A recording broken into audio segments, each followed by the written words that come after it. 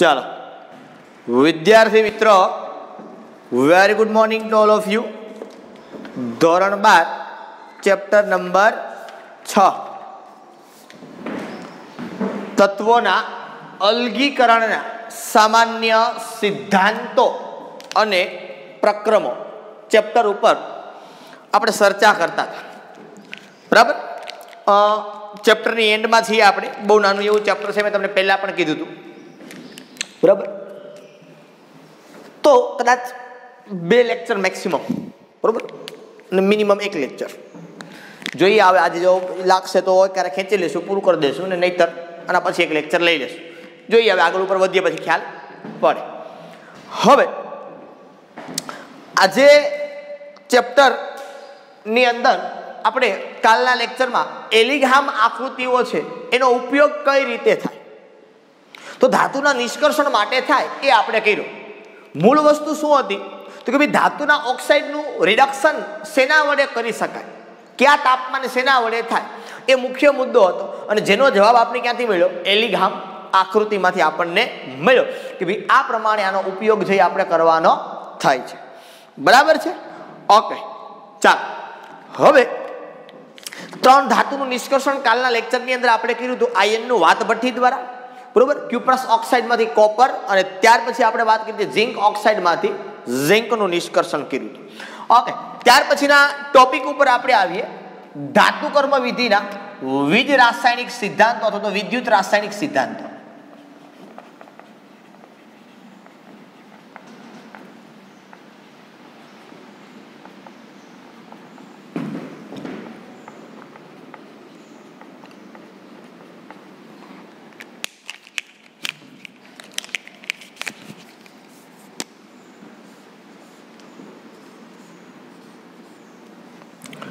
ચાલો, ધાતુ કર્મ વિધિના વીજ રાસાયણિક સિદ્ધાંતો અથવા તો આપણે વાત કરવી છે ધાતુ કર્મ વિધિના વિદ્યુત રાસાયણિક સિદ્ધાંતો ઉપર આપણે ચર્ચા કરવાની છે.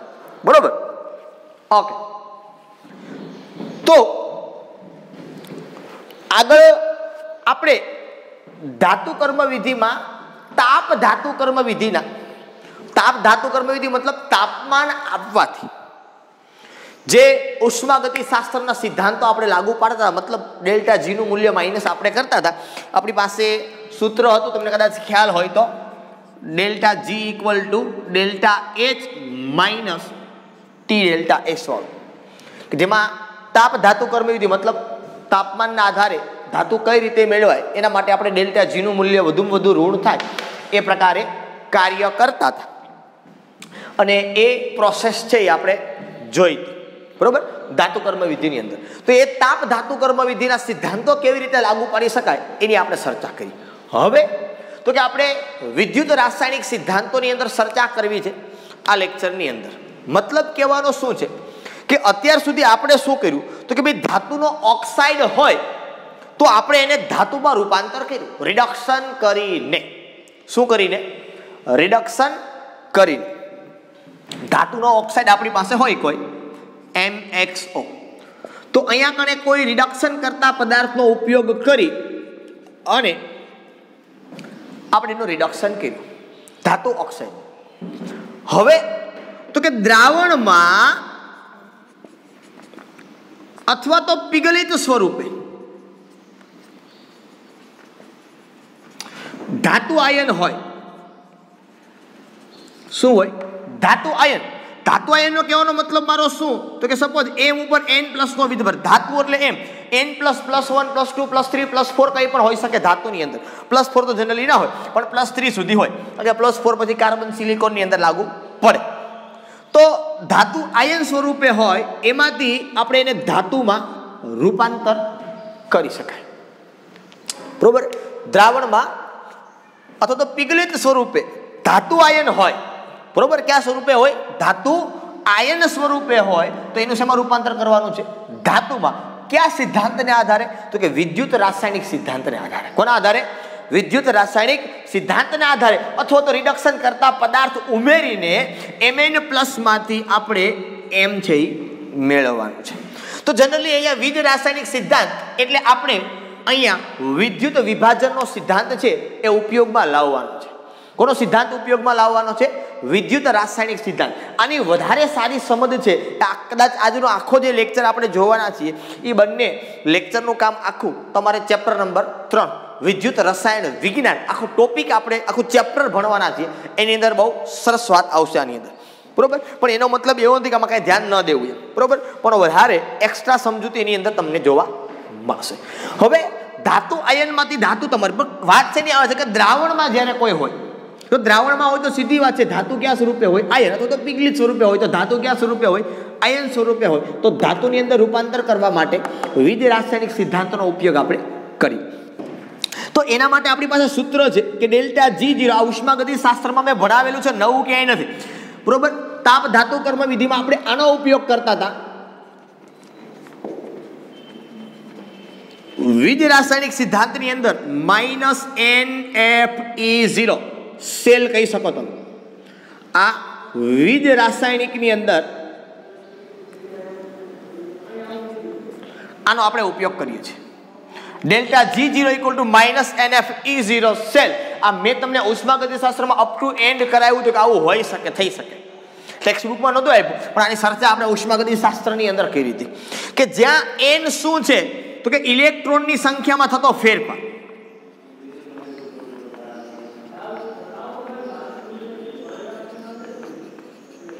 કે ઓક્સિડેશન રિડક્શન, કારણ કે રેડોક્સ પ્રક્રિયા થાય ત્યારે એક પ્રક્રિયા ઓક્સિડેશન હોય, બીજી પ્રક્રિયા રિડક્શન હોય. આ ઓક્સિડેશન અને રિડક્શન પ્રક્રિયા દરમિયાન, કારણ કે મેં તમને કીધું તો આ ફિક્સ હોય, ઓક્સિડેશનમાં જેટલા ઇલેક્ટ્રોન ગુમાવે એટલા જ ઇલેક્ટ્રોન રિડક્શનની અંદર મેળવવામાં આવે. એટલે આ બે સંખ્યા છે એ કેવી હોય? સમાન હોય. તો એ ઇલેક્ટ્રોનની સંખ્યા છે F ફેરાડે અચળાંક છે. આ n બરાબર ઇલેક્ટ્રોનની સંખ્યા થઈ, F ફેરાડે અચળાંક. આની કિંમત 96500 કુલંબ. આ C સ્ટેન્ડ્સ ફોર કુલંબ. આપણે થોડુંક આટલી ભણી ગયા છીએ. E0 cell.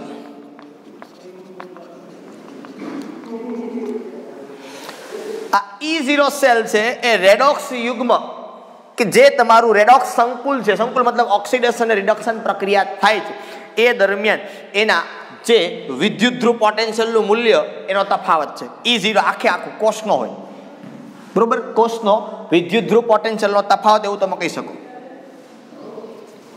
કોષ આખો, કોષ એટલે સેલ.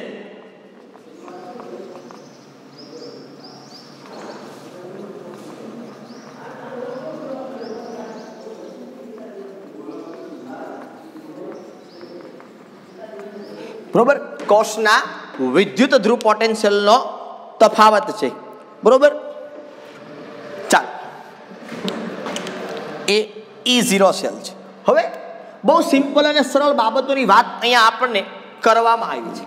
જ્યારે ઓક્સિડેશન રિડક્શન થાય અહીંયા આપણી પાસે મૂળ વસ્તુ શું છે તો કે ધાતુઓ જ છે ભાઈ. અહીંયા આપણી પાસે જે છે એ શું છે? ધાતુની જો વાત કરીએ, કારણ કે આપણે મેળવીએ શું છે, આપણું ચેપ્ટર એવું છે કે તત્વના અલગીકરણ માટેના સામાન્ય સિદ્ધાંત અને પદ્ધતિઓ કે પ્રક્રમો, સોરી ફોર ધેટ, બરોબર. તો આપણી પાસે જે કંઈ ધાતુઓ છે, બરોબર, એની સાથેથી આપણે કામ કરવાનું છે, બીજું કંઈ નવું નથી વાત કરવાની આપણે. હવે મૂળ મુદ્દો શું છે તો કે ભાઈ સપોઝ ધારો એ આપણી પાસે એક આ પાત્ર છે, બરોબર. હવે આ પાત્રની અંદર હું એક ધાતુ આપણે મેળવી હતી. તમને ખબર છે ધાતુ જે મળશે અપરિષ્કૃત મળશે. પહેલો તબક્કો આપણો શું હતો? સંકેન્દ્રિત કાચી ધાતુ અથવા કાચી ધાતુને એકઠી કરવી, સંકેન્દ્રીકરણ કરવું. બીજો મુદ્દો શું હતો? સંકેન્દ્રિત કાચી ધાતુમાંથી ધાતુ મેળવવી, પણ એ અપરિષ્કૃત ધાતુ છે. માનો કે એ ધાતુની અંદર હજી એક બીજી કોઈ ધાતુ છે, બરોબર, એની અંદર મિશ્રણ છે. બરાબર, હું આ ગ્રીન કલરના ટપકા કરું છું અને સાથે સાથે આ રેડ કલરના ટપકા કરું છું. આ ભેગું મિશ્રણ છે આની અંદર, બરોબર. તો હવે આ ધાતુઓ છે એ વિવિધ રાસાયણિક સિદ્ધાંતના આધારે આમાંથી કોઈ સક્રિયતા ધાતુની પ્રતિક્રિયાત્મકતા કોની કેવી છે એ જોવાનું છે ખાસ કરીને. માનો કે અહીંયા આપણી પાસે બે ધાતુ છે, સમજો. હું તમને કહું કે માનો કે રેડ કલરમાં Fe છે, બરોબર, અને ગ્રીન કલરમાં મારી પાસે આ કોપર છે. આ બે ધાતુનું મિશ્રણ આપણી પાસે અહીંયા આવ્યું છે. બરોબર. તો હવે થશે શું? અહીં આખું આવું તો આવી રીતે મિશ્રણ ભેગું અંદર ન હોય, બરોબર. પણ હવે એફી છે ને, આ એફીનો E0 નું મૂલ્ય, રિડક્શન પોટેન્શિયલનું મૂલ્ય -0.44 વોલ્ટ છે અને કોપર છે ને એનું મૂલ્ય છે 0.34 વોલ્ટ. આ શેનું મૂલ્ય છે? તો કે રિડક્શન પોટેન્શિયલ. શેનું મૂલ્ય છે? Reduction potential. બરોબર. રિડક્શન પોટેન્શિયલનો મતલબ શું થાય? અથવા તો અહીંયા હું તમને એટલું લખી આપું કે જેના E0 નું મૂલ્ય વધુ તેનું રિડક્શન થાય અને જેના E0 નું મૂલ્ય ઓછું તેનું ઓક્સિડેશન થાય. તો આનો મતલબ શું થાય? આમાંથી વધુ પ્રતિક્રિયાત્મક કોણ અને ઓછી પ્રતિક્રિયાત્મક કોણ? તો પ્રતિક્રિયાત્મક ધાતુઓની અંદર જો પ્રતિક્રિયાત્મકતાની વાત આવે તો મેં તમને રેડોક્સ પ્રક્રિયાની અંદર સમજાવેલું છે કે ધાતુઓનો બાપદાદાનો ગુણધર્મ ઇલેક્ટ્રોન ગુમાવવાનો છે. ધાતુઓનો ગુણધર્મ શું છે? ઇલેક્ટ્રોન ગુમાવવાનો. કે જે ધાતુ ઝડપથી ઇલેક્ટ્રોન ગુમાવે એની પ્રતિક્રિયાત્મકતા વધુ. તો એનો મતલબ શું થાય? કે ઓક્સિડેશન જેનું થાય એ ગુમાવે ને, ઇલેક્ટ્રોન ગુમાવે મતલબ ઓક્સિડેશન. તો આનો મતલબ એમ થયો, કેમ થયો કે આ એફી છે એ વધુ પ્રતિક્રિયાત્મક થઈ. આ એફી છે એ કેવી થઈ? વધુ પ્રતિક્રિયાત્મક ધાતુ. સીયુ છે એ કેવું થયું? તો કે ઓછી પ્રતિક્રિયાત્મક, કારણ કે એના મૂલ્ય બતાવે છે આપણને કે જેના E0 નું મૂલ્ય વધુ તેનું રિડક્શન થાય. રિડક્શન થાય મતલબ ઇલેક્ટ્રોન મેળવે. જેના E0 નું મૂલ્ય ઓછું એનું ઓક્સિડેશન થાય મતલબ એ ઇલેક્ટ્રોન ગુમાવે. બરોબર. તો આ વધુ પ્રતિક્રિયાત્મક થઈ, આ ઓછી પ્રતિક્રિયાત્મક થઈ. તો જ્યારે દ્રાવણની અંદર આવી પ્રક્રિયા થશે તો ઓછી પ્રતિક્રિયાત્મક ધાતુ છે, બરોબર, એ અને વધુ પ્રતિક્રિયાત્મક ધાતુ છે, બરોબર. તો આનો મતલબ એવો પણ થાય કે જે ધાતુની પ્રતિક્રિયાત્મકતા વધુ છે એના E0 ના મૂલ્ય ઓછા હશે. જે ધાતુની પ્રતિક્રિયાત્મકતા વધુ એના E0 નું મૂલ્ય ઓછું, અથવા તો ઊંધું, જે ધાતુની પ્રતિક્રિયાત્મકતા ઓછી એના E0 ના મૂલ્ય વધુ હશે. તો જનરલી જ્યારે તમે પ્રક્રિયા કરો ત્યારે જો એ ધાતુ છે જેની પ્રતિક્રિયાત્મકતા ઓછી હોય, એ ઓછી પ્રતિક્રિયાત્મક ધાતુ છે એ દ્રાવણની અંદર જાય અને વધુ પ્રતિક્રિયાત્મક ધાતુ છે એ દ્રાવણમાંથી બહાર આવે. ઓછી પ્રતિક્રિયાત્મક છે એનો મતલબ શું? બરોબર, કે એનું રિડક્શન થાય. વધુ પ્રતિક્રિયાત્મક છે એનો મતલબ શું? તો કે એનું ઓક્સિડેશન થાય. આનો મતલબ એવો થાય કે Fe છે એનું ઓક્સિડેશન થાય, Fe2++ 2 ઇલેક્ટ્રોન વધુ પ્રતિક્રિયાત્મક છે, મીન્સ વોટ? એ ઇલેક્ટ્રોન મેળવે એ આમાં રૂપાંતર પામે. કરો બેનો સરવાળો તો Fe+Cu2+3 Fe2++Cu. અહીં તમારે જે બોલવું હોય તમે બોલી શકો છો. હવે શું બોલી શકો? કે વધુ પ્રતિક્રિયાત્મક ધાતુ છે એ દ્રાવણમાં ધાતુ આયન સ્વરૂપે જાય અને ઓછી પ્રતિક્રિયાત્મક ધાતુ છે, બરોબર, એ દ્રાવણમાંથી બહાર નીકળે. કારણ કે આ અંદર દાખલ થઈ, આ બહાર નથી નીકળ્યો, ધાતુ સ્વરૂપે બહાર ન નીકળી. Cu2+ માંથી Cu બની, જેની પ્રતિક્રિયાત્મકતા વધુ હતી એ ધાતુ આયનમાંથી શું બની ગયું? ધાતુ. બરોબર, કે આ ઓછી પ્રતિક્રિયાત્મક ધાતુ છે કે જેના E0 નું મૂલ્ય વધુ છે. સમજમાં આવે આખી બાબત?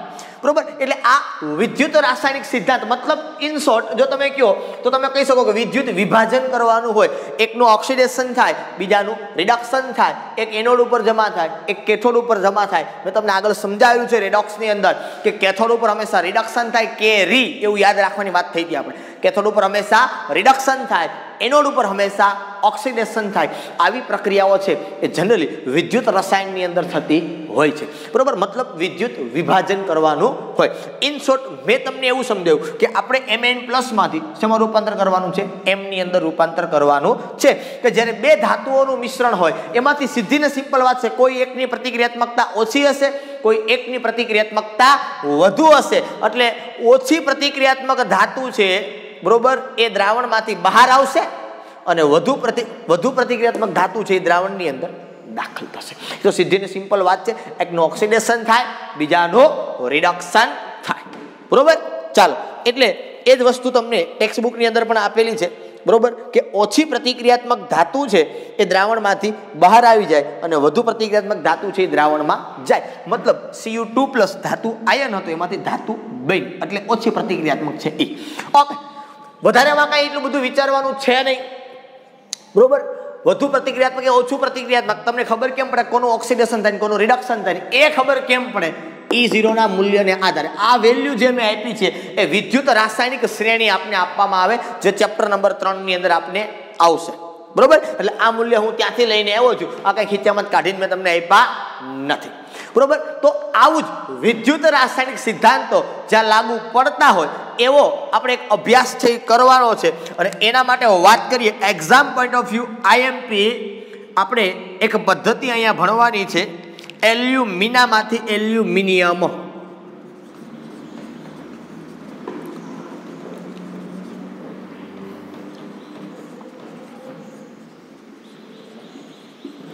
અથવા આને હું કહીશ હોલ હેરાલ્ડ પદ્ધતિ. કઈ પદ્ધતિ? હોલ હેરાલ્ડ પદ્ધતિ. આ હોલ હેરાલ્ડ પદ્ધતિની અંદર શું કરવામાં આવે એની વાત હું તમને કરું. એલ્યુમિના એટલે તમને ખ્યાલ હોય કે એલ્યુમિના એટલે શું? તો કે ભાઈ એલ્યુમિના એટલે Al2O3. હવે આનું રિડક્શન કરવા માટે આ ધાતુનો ઓક્સાઇડ થયો. હવે આ ધાતુનો ઓક્સાઇડ, એલ્યુમિનિયમ ધાતુનો ઓક્સાઇડ છે ને ઉભય ગુણધર્મી છે. કેવો છે? ઉભય ગુણધર્મી છે. બરોબર, હવે એ ઉભય ગુણધર્મી છે એટલે સામાન્ય રિડક્શન કરતા હો કાર્બન કે કાર્બન મોનોક્સાઇડ, બરોબર, એનું રિડક્શન તમે સીધું અહીંથી કરવું થોડુંક મુશ્કેલ છે. એટલે આનું તમારે વિદ્યુત વિભાજન કરવું પડે. શું કરવું પડે તમારે? આનું વિદ્યુત વિભાજન. અને એ વિદ્યુત વિભાજન કરવા માટે આની અંદર તમારે નાખવું પડે Na3, આ એક સંકીર્ણ છે AlF6, અથવા તો તમારે એડ કરવું પડે CaF2. આ તમારે એડ કરવું પડે ભેગું ભેગું. હવે આજે Na3AlF6 આનું સામાન્ય નામ છે ક્રાયોલાઇટ, પ્રચલિત નામ જેને કહેવાય CaF2, અને બે નામ અપાય છે ફેલ્ડસ્પાર અને ઘણી જગ્યાએ તમને ફ્લોરસ્પાર પણ જણાશે. પણ Na3AlF6 એનું જો સંકીર્ણ પ્રમાણે નામ આપીએ તો એનું નામ થાય સોડિયમ હેક્ઝા ફ્લોરાઇડો એલ્યુમિનેટ 3. આ કદાચ બાય ચાન્સ તમને ક્યાંક પૂછેલું હોય તો તમને ખ્યાલ પડે કે આ શું છે. આ એટલા માટે એડ કરવું પડે Na3AlF6 કે CF2 કે જે પાત્રની અંદર તમે વિદ્યુત વિભાજન કરો છો, બરોબર, એનું ગલન બિંદુ આખાનું નીચું લાવવા માટે, આખા મેટ્રિક્સનું, મેટ્રિક્સ મતલબ આખા પાત્રની અંદર જે તમે દ્રાવણ ભર્યું છે વિદ્યુત વિભાજ્ય, બરોબર, એ આખાનું તાપમાન ક્યાં લાવશે? નીચું લાવશે.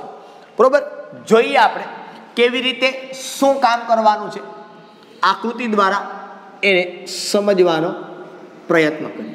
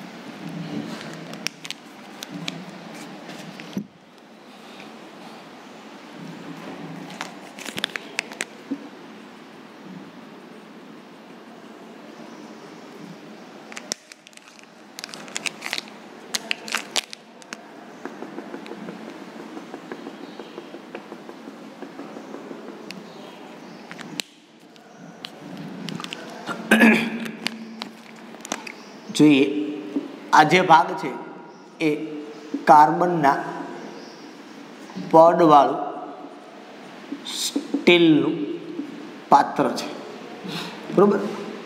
આ સીયુનો ક્લેમ્પ કોપરનો સળિયો છે અને આ ગ્રેફાઇટ છે. આ જે છે એ કોણ છે? ગ્રેફાઇટના સળિયા. આ કોપરનો સળિયો રાખ્યો છે ઉપર. આની અંદર આપણે દ્રાવણ ભર્યું છે વિદ્યુત વિભાજ્ય Al2O3 અને બેમાંથી એક મેં તમને કીધું તેમ Na3AlF6 અથવા તો નાખવાનું છે આપણે ફેલ્ડસ્પાર, બરોબર.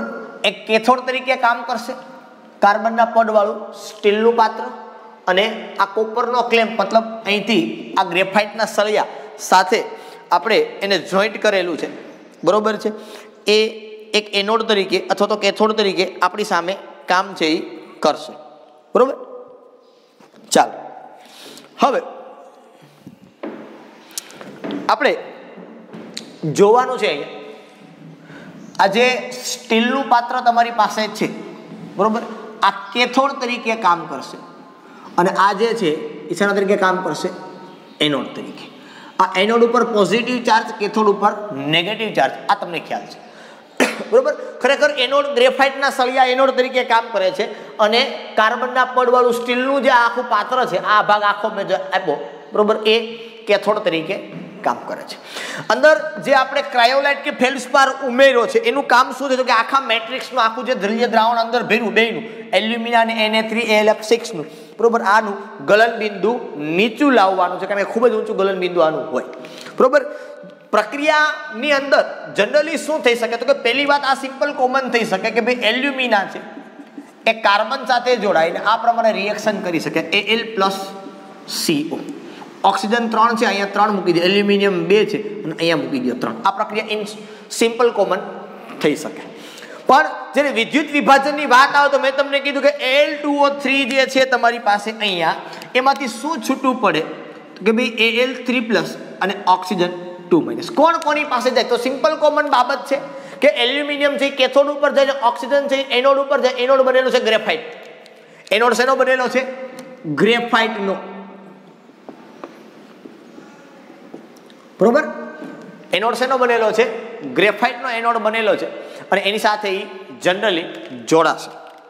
ઓકે, હવે આપણે આની અંદર ચર્ચા કરીએ અથવા તો વાત કરીએ. એનોડ ઉપરની રિએક્શન જોઈએ તો એનોડ ઉપર રિએક્શન કઈ થાય? તો એનોડ ઉપરનો ઓક્સિજન ક્યાં જાય? સોરી, ઓક્સિજન છે ક્યાં જાય? તો કે એનોડ ઉપર જાય. તો આ તમારો ઓક્સિજન એનોડ ઉપર છે ગ્રેફાઇટ મતલબ કે કાર્બન, તો એ જોડાય. હવે એનોડ ઉપર કઈ પ્રક્રિયા થાય? કે ઓક્સિડેશન થાય. ઓક્સિડેશન થાય તો ઇલેક્ટ્રોન ગુમાવે.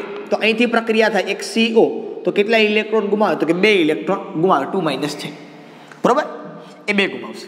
અથવા તો આ ઓક્સિજન 2- છે એ કાર્બન સાથે જોડાય. જો વધારે જોડાય વધારે પ્રમાણમાં તો એ બનાવે CO2. કેટલા ઇલેક્ટ્રોન ગુમાવે? તો કે 4 ઇલેક્ટ્રોન ગુમાવે. કેથોડ ઉપરની રિએક્શનની જો વાત કરવામાં આવે તો કેથોડ ઉપર સિમ્પલ ને કોમન એનોડ દ્વારા ગુમાવેલા ઓક્સિજન એ કેથોડ ઇલેક્ટ્રોન એ કેથોડ ઉપર જશે તો Al3+ પ્લસ 3 ઇલેક્ટ્રોન થી પ્રક્રિયાને સંતુલિત કરવી પડે પણ આપણે એ કરતા નથી, બરોબર. કારણ કે કાર્બન મોનોક્સાઇડ અથવા તો શું બનશે? Carbon dioxide. તો આ કેથોડ ઉપરની રિએક્શન થાય. હવે જો અહીંથી તમે આ 2 રિએક્શન જો તમે રાખતા હોય તો તમને ખબર પડે કે 2 છે ને 3 વડે ને 3 છે ને 2 વડે. આ 2 રિએક્શન તમે રાખો તો 4 છે ને 3 વડે, 3 છે ને 4 વડે, આ પ્રમાણે ગુણી શકાય ને રિઝલ્ટ તમને મળે. ઓકે, નો એ મોટો પ્રશ્ન નથી. કહેવાનો મતલબ એ છે કે હવે આ ઓક્સિજન છે એ જાય છે ક્યાં? તો કે ગ્રેફાઇટમાં. હવે ગ્રેફાઇટમાં જાય એટલે બને શું? તો કે કાર્બન મોનોક્સાઇડ કે કાર્બન ડાયોક્સાઇડ. તો એ વાયુ સ્વરૂપે શું થાય? તો કે દૂર થાય. હવે જો એ વાયુ સ્વરૂપે દૂર થાય તો ધીમે ધીમે અહીંથી કાર્બન છે એ ઓછો થતો જાય. ધીમે ધીમે કાર્બન ઓછો થતો જાય. એલ્યુમિનિયમ ક્યાં જમા થવાનો? તો કે એલ્યુમિનિયમ કેથોડ ઉપર. કેથોડ એટલે આખું સ્ટીલનું પાત્ર. તો અહીંથી જે એલ્યુમિનિયમ છે એ બહાર નીકળશે અને ધીમે ધીમે અહીંયા એલ્યુમિનિયમ છે એ ભેગો થશે, બરોબર. પણ મેં તમને કીધું કે અહીંથી કાર્બન ધીમે ધીમે ખવાતો જાય તો આ તમારે ગ્રેફાઇટના એનોડ છે એ ક્યારેક તમારે બદલવા પડે. તો એક કેલ્ક્યુલેશન આપણને એવી આપેલી છે કે 1 કિલોગ્રામ એલ્યુમિનિયમ મળે ત્યારે 0.5 કિલોગ્રામ એનોડના ગ્રેફાઇટ વપરાઈ જાય અથવા તો ખવાઈ જાય છે અથવા તો ઓછા થઈ જાય. 1 કિલોગ્રામ એલ્યુમિનિયમ તમને અહીંયા મળે ત્યારે 1/2 કિલોગ્રામ આ ગ્રેફાઇટના એનોડ છે એ ખવાઈ ગયા હોય, પૂરા થઈ ગયા, તમારે બધા પાછા વધારાના એની અંદર એડ કરવા પડે. બરોબર? એટલે આ જે પદ્ધતિ છે એ હોલ અને હેરાઉલ્ટ નામના વૈજ્ઞાનિકે આપી હતી, એટલે આને હોલ હેરાઉલ્ટ પદ્ધતિ તરીકે ઓળખવામાં આવે છે. વિદ્યુત વિભાજન થયું એટલે અહીંયા રાસાયણિક સિદ્ધાંત છે એનો ઉપયોગ થયો એવું આપણે અહીંયા સરળતાથી કહી શકીએ. બરોબર? સેકન્ડરી બાબત અહીંયા કદાચ સાથે સાથે એક એવી વાત આપેલી છે કે નિમ્ન કક્ષાની અયસ્કમાંથી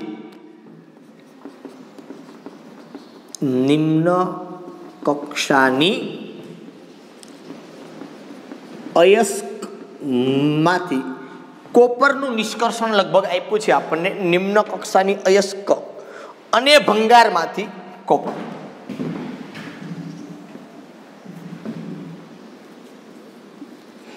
અને ભંગારમાંથી કોપર. મતલબ અહીંયા પણ વિદ્યુત વિભાજનની વાત કદાચ કરી શકે. બરોબર? કારણ એ પણ થશે. આ પદ્ધતિ છે એને જલ ધાતુ કર્મ વિધિ કહેવાય. અહીંયા શું કરવામાં આવે તો કે ભાઈ કોપર આયન હોય, બરોબર, એવું જલીય દ્રાવણ હોય, કોપર Cu2 + CuSO4 કે CuCl3 કે CuCl2 વાળું દ્રાવણ હોય. બરોબર? એની સાથે લોખંડનો ભંગાર અથવા તો હાઇડ્રોજન વાયુ એ એડ થાય એટલે Cu2+ નું Cu માં રૂપાંતર થાય અને H2 નું 2H+ માં. તમે જોઈ શકો છો Cu2+ માંથી Cu એટલે રિડક્શન થયું ને H2 માંથી 2H+.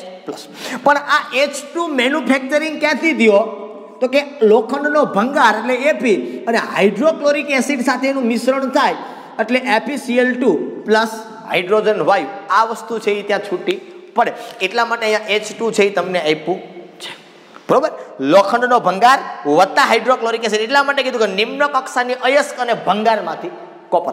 કે માનો કે આવું કોઈ જગ્યાએ હોય, બરોબર, તો એ ભંગારમાંથી જો થોડા ઘણું પ્રમાણ હજી કોપરનું હોય તો તમે આ રીતે એમાંથી હાઇડ્રોક્લોરિક એસિડ એડ કરો એટલે આની વચ્ચે રેડોક્સ પ્રક્રિયા થાય. જે ધાતુની સક્રિયતા વધુ છે એનું રિડક્શન થાય અને Cu2+ માંથી શું થઈ જાય?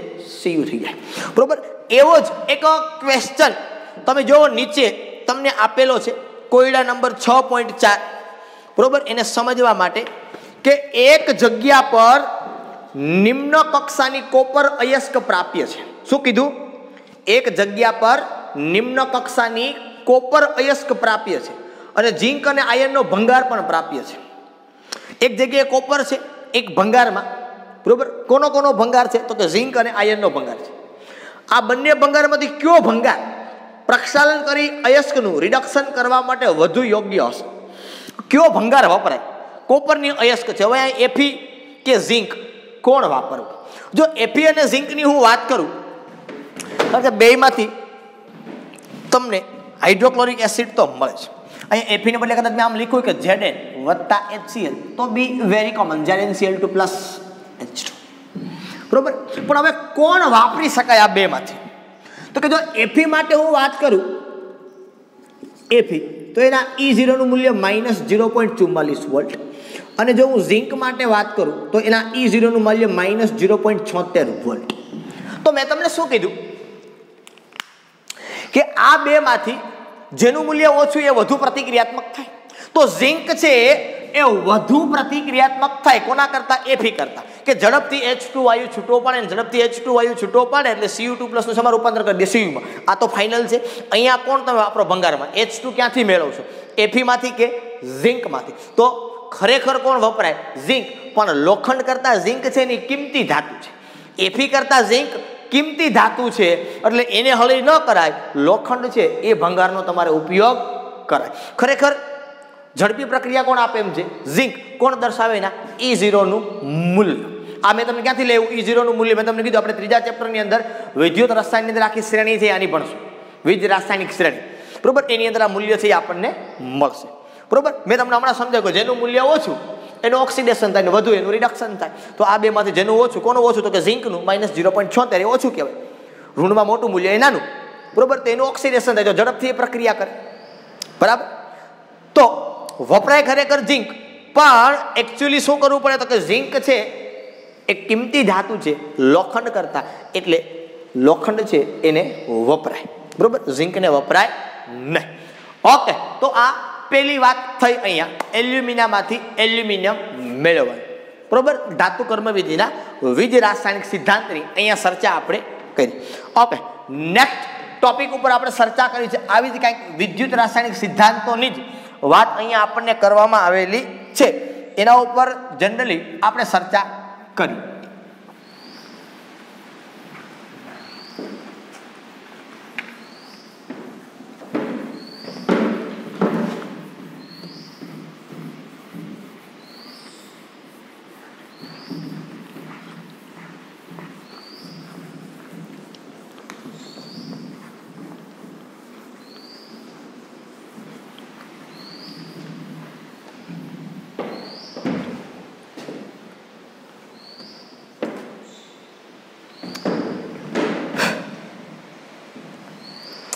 સાફ કરી જ નાખું, ચાલો ને.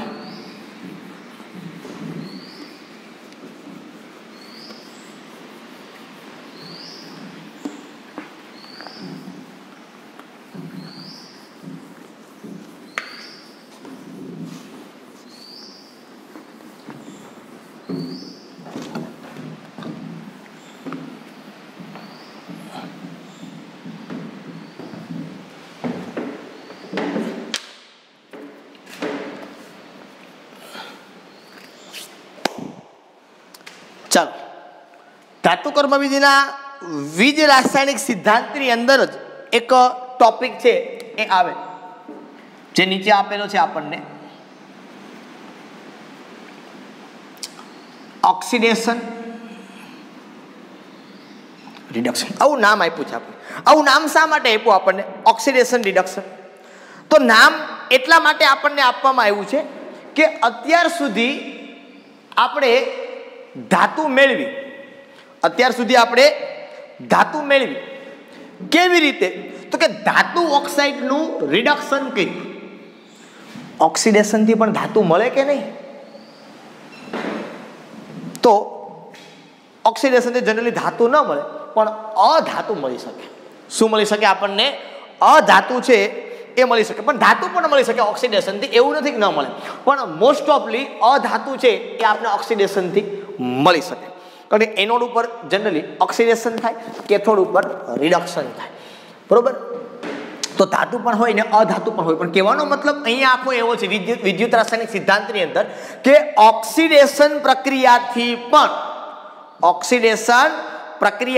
પણ તમે ધાતુ કે અધાતુ છે એ મેળવી શકો છો.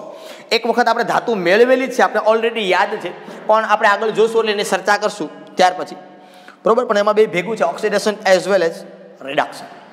તો અહીંયા આપણે એવું કીધું એને કે તમારે જો અધાતુ ખાસ કરીને જોતું હોય, બરોબર, આમાં, તો અહીંયા આપણે બ્રાઇનનું વિદ્યુત વિભાજન કરવાનું છે. બ્રાઇન એટલે બીજું કાંઈ નહીં, દરિયાનું પાણી. બ્રાઇન એટલે શું? દરિયાનું પાણી. ખરેખર આ આખો ટોપિક જે છે અત્યારનો અડધો, ખાસ આખો તો નહીં, પણ બ્રાઇનનું વિદ્યુત વિભાજન એ ઓલરેડી પાછું આપણે ત્રીજા ચેપ્ટરમાં પણ આવશે. પણ અહીંયા હું કરાવું છું, બહુ વ્યવસ્થિત તમારે સમજવાનું છે, એટલે આવડી જશે, કંઈ મોટી બાબત છે. ઓકે, આ એક પાત્ર લીધું. આ પાત્રની અંદર આપણે દ્રાવણ ભરીએ છીએ. શેનું દ્રાવણ ભરવાનું છે? તો કે બ્રાઇન વોટર, દરિયાનું પાણી. આની અંદર વિદ્યુત વિભાજન કરીએ છીએ એટલે વિદ્યુત ધ્રુવો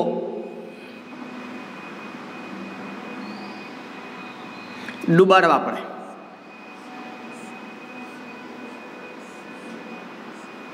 બરોબર.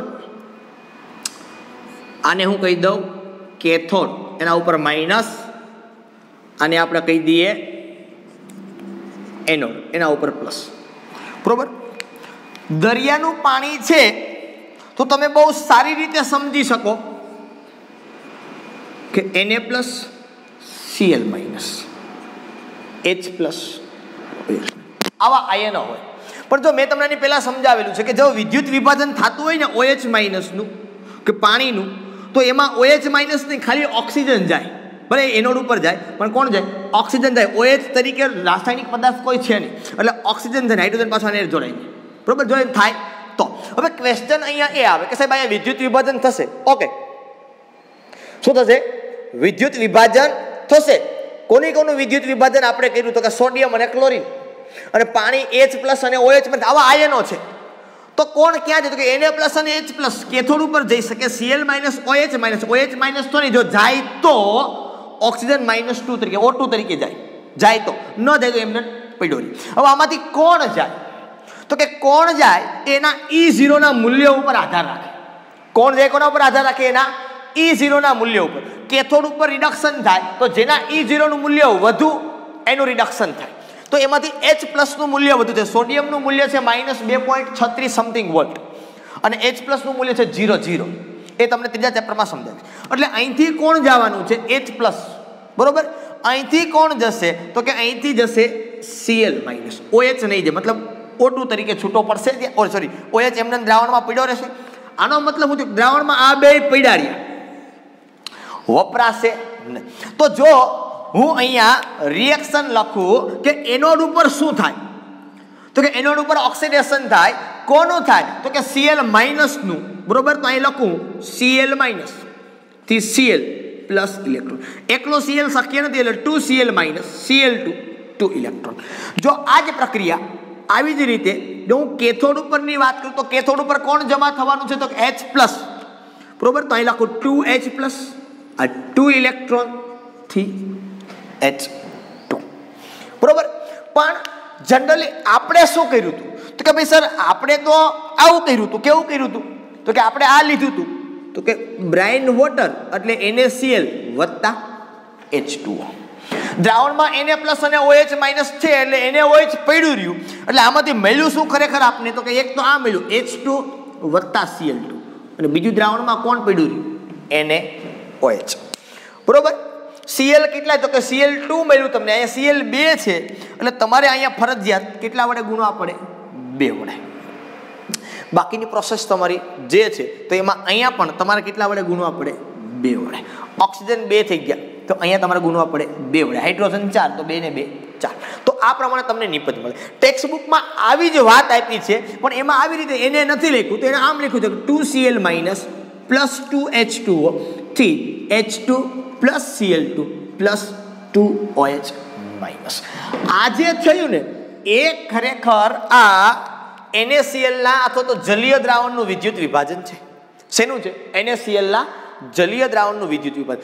દ્રાવણમાં NaOH વધે, આ ઇન શોર્ટ વાત છે કે દ્રાવણમાં NaOH વધે.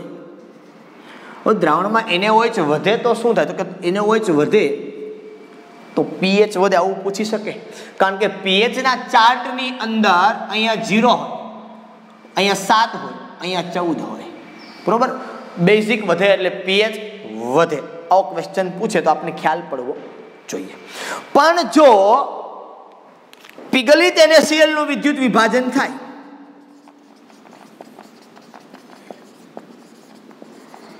તો એમાં પાણી ના હોય તો એનોડ કેથોડ ઉપરની રિએક્શન સીધી અને સિમ્પલ થાય. કે જો હું એનોડ ઉપર વાત કરું તો સીધી ને સિમ્પલ વાત છે, સીધું 2Cl માઇનસ થી Cl2 પ્લસ 2 ઇલેક્ટ્રોન. અને કેથોડ ઉપરની જો હું વાત કરું, કારણ કે પીગલિત NaCl નો મતલબ હું NaCl ને પ્રવાહી કર્યું, પાણી નાખીને નહીં, ઓગાળીને, બરોબર. તો ન્યા શું થાય? તો કે ભાઈ 2Na પ્લસ 2 ઇલેક્ટ્રોન થી સોડિયમ 2. તો ત્યાં NaOH નહીં મળે, તમને સોડિયમ ધાતુ મળશે. કોના ઉપર? તો કે કેથોડ ઉપર. સમજમાં આવે છે? ક્યારે વાત કરું છું હું?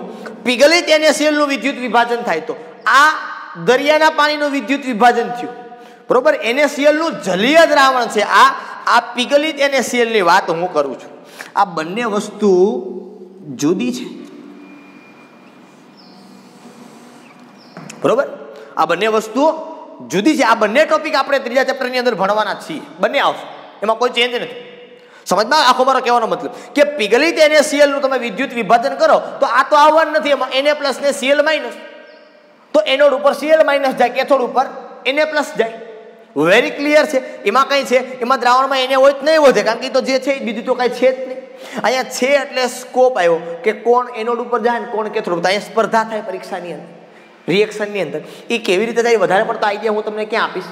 વિદ્યુત રસાયણની અંદર. અત્યારે હું તમને ખાલી કહી દઉં, જેના E0 નું મૂલ્ય વધુ એ કેથોડ ઉપર જાય, આમાંથી જે ઓછું એ એનોડ ઉપર જાય. આમાં બીજું પણ હોય, પ્રતિક્રિયાત્મકતા છે કે નહીં, બરોબર, રિએક્શન સંભવી શકે એમ છે કે નહીં, તો એના ઉપર પછી રિએક્શન થાય. પણ અહીંયા ઇન શોર્ટ ખાલી માત્ર તમને હું વાત કરી દઉં તો કે દરિયાનું પાણી છે એનું વિદ્યુત વિભાજન તમે કરો, બરોબર, તો કોના ઉપર? તો કે એનોડ ઉપર Cl2 વાયુ મળે, કેથોડ ઉપર હાઇડ્રોજન વાયુ મળે. દ્રાવણમાં NaOH વધે તો દ્રાવણની pH વધે. Is it clear? બરોબર. તો આ પ્રમાણે જનરલી, બરોબર, ઓક્સિડેશન પ્રક્રિયાથી પણ તમે અધાતુ મેળવી શકો, બરોબર. અને અહીંયા આપણે એનોડ ઉપર Cl2 મેળવ્યું. આવી જ રિએક્શન જો તમને યાદ હોય તો આપણે નિક્ષાલનની અંદર કરી છે. શેની અંદર? નિક્ષાલનમાં. આપણે વાત ઓક્સિડેશનની કરવાની છે. ઓક્સિડેશનથી અધાતુ અહીંયા મેળવ્યું, ધાતુ પણ મળે. નિક્ષાલનમાં યાદ કરો, ગોલ્ડ કે સિલ્વરનું નિક્ષાલન આપણે હવાની હાજરીમાં કરતા હતા, NaCN કે KCN વડે. એ ગોલ્ડ અને સિલ્વર ઉપર આધાર રાખે, બરોબર. જો ગોલ્ડ હોય તો NaCN વડે, સિલ્વર હોય તો KCN વડે, બરોબર. ગોલ્ડનું કોના વડે? NaCN વડે, આ યાદ રાખવાનું છે. સિલ્વર હોય તો કોના વડે? KCN વડે. હવાની હાજરીમાં નિક્ષાલન ક્યારે થાય? યોગ્ય દ્રાવકની અંદર દ્રાવ્ય થાય ત્યારે. મેં વાત કરી હતી તમને કે મેટલ તરીકે ગોલ્ડ કે સિલ્વર તો 2 થી સંકીર્ણ બને, એટલે આપણે આવું સંકીર્ણ બનાવ્યું હતું કે MCN2. અહીંયા માઇનસ લખો તો પણ ભલે, અને અહીંયા તમે આગળ ન લખવું હોય તો અહીંયા તમે શું લખી નાખો? સોડિયમ, બરોબર. અને વત્તા આપણે લખ્યું તો અહીંયા NaOH. કહેવાનો મતલબ મારો એ કઈ નથી, રિએક્શન બેઠી તમને ટેક્સ્ટ બુકની અંદર આપેલી છે, વધારે મારે એમાં જોવાનું છે નહીં. અહીંયા મેટલનો ઓક્સિડેશન આંક 0 અને અહીંયા મેટલનો ઓક્સિડેશન આંક +1. You can calculate. તો 0 માંથી +1 મીન્સ વોટ? ઓક્સિડેશન. 0 માંથી +1 શું થયું? ઓક્સિડેશન. હા, નો ડાઉટ. પછી આપણે આની અંદર રિડક્શન પ્રક્રિયા કરી હતી કે ભાઈ સોડિયમ લ્યો તમે, MCN ટ્વાઇસ કરો, 2 મોલ લ્યો, પછી આપણે અહીંયા ઝિંક લીધું હતું અને પછી આપણે અહીંયા આવું બનાવ્યું હતું કે ભાઈ Na2ZnCN4 +2 મેટલ. નો ડાઉટ અહીંયા રિડક્શન થાય છે કે અહીંયા મેટલ છે એ તમારી +1 હતી, એમાંથી અહીંયા 0 થઈ. નો ડાઉટ અહીંયા રિડક્શન થયું, કારણ કે આ રિડક્શન કરતા છે તો સીધી વાત છે. રિડક્શન કરતા પદાર્થ બાજુના પદાર્થનું રિડક્શન કરે, નો બે, ક્લિયર છે. પણ ફર્સ્ટ પ્રોસેસ જે થઈ નિક્ષાલનની અંદર પહેલી, એમાં 0 માંથી +1 મીન્સ વોટ? ઓક્સિડેશન પ્રોસેસ થઈ. કે પ્રોસેસ થઈ? ઓક્સિડેશન પ્રક્રિયા થઈ. અહીંયા આપણે વાત ખાલી એ કરવાની છે કે ઓક્સિડેશનથી પણ ધાતુ મળે. નો ડાઉટ અહીંયા ધાતુ નથી મળી, ધાતુનું સંયોજન મળ્યું, તેમાં ઓક્સિડેશન આવી અને પછી એનું રિડક્શન થયું, એટલે આપણે ધાતુ છે એ મળી, બરોબર. તો હું વધારામાં ડીપમાં જતો નથી નિક્ષાલનની અંદર, કારણ કે આપણે ઓલરેડી નિક્ષાલન છે એ ભણેલા છીએ, અભ્યાસ કર્યો છે, એટલે અત્યારે હું આમાં નિક્ષાલનની અંદર માહિતીમાં કે અંદર ડીપમાં જતો નથી. ક્લિયર બન? ઓકે, ચાલો. તો આ ધાતુ કર્મ વિધિના વિવિધ રાસાયણિક સિદ્ધાંતો છે એની આપણે ચર્ચા અહીંયા કરી. Okay, next lecture, last lecture એક બાકી રહે છે આપણે, જેની અંદર આપણે ધાતુ છે એનું શુદ્ધિકરણ કરશું કે કેવી રીતે ધાતુ છે એ શુદ્ધ મેળવી શકાય. અહીંયા જે આપણે ધાતુ મેળવી છે નો ડાઉટ શુદ્ધ છે, પણ એમાં થોડીક ક્યાંક ને ક્યાંક કોઈક ને કોઈક રીતે અશુદ્ધિઓ છે, તો એ અશુદ્ધિઓ આપણે દૂર કરવી પડે. નો ડાઉટ વિદ્યુત વિભાજન કર્યું હોય તો કોઈ અશુદ્ધિ નહીં હોય, બરોબર, પણ એ સિવાયની પ્રોસેસ કરી હોય આગળ ઉપર આપણે જે કાંઈ એની અંદર થોડી ઘણી અશુદ્ધિઓ હશે, કારણ કે આપણો ટોપિક જ એવો હતો, મૂળ ટોપિક સેકન્ડ શું હતો, બરોબર, કે સંકેન્દ્રિત કાચી ધાતુમાંથી અપરિષ્કૃત ધાતુનું નિષ્કર્ષણ. તો એ અપરિષ્કૃત ધાતુ જે મળી છે એનું આપણે હવે નિષ્કર્ષણ કરશું, અને બરોબર અપરિષ્કૃત ધાતુ મળી અને હવે અપરિષ્કૃત ધાતુ છે એનું આપણે શુદ્ધિકરણ કરશું અને મેક્સિમમ શુદ્ધ ધાતુ છે એ મેળવવાનો પ્રયત્ન કરશું. એ આપણે નેક્સ્ટ લેક્ચરની અંદર અભ્યાસ કરશું. ઓકે, ચાલો આજના લેક્ચર માટે આપણે અહીં સુધી રાખીએ છીએ. ફરી પાછા નવા લેક્ચરની અંદર મળશું. ત્યાં સુધી બધાને Tata bye bye and C.